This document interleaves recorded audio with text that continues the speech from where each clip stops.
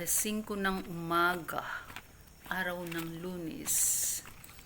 Yan, nakasunod ako sa anak ko. Hinahatid ko yan siya doon sa sakayan pag ganitong oras na maaga pa. Ayan, nasa ano na kami.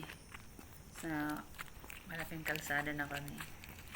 Yung ano kasi namin, bahay namin na tinitiran, pasukin pa.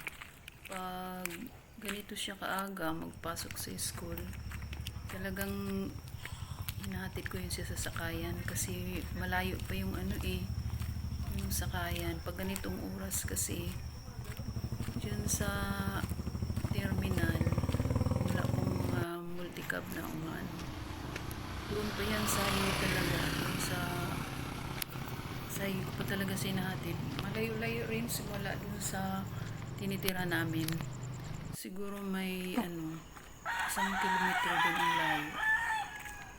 May mga dumadaan na sasakyan kasi lang wala di pasahero. Kaya na layo. Sa umpisa, kasabay pa ako maglakad. Pero, bilis niya maglakad kaya sabi ko, hintay mo ako.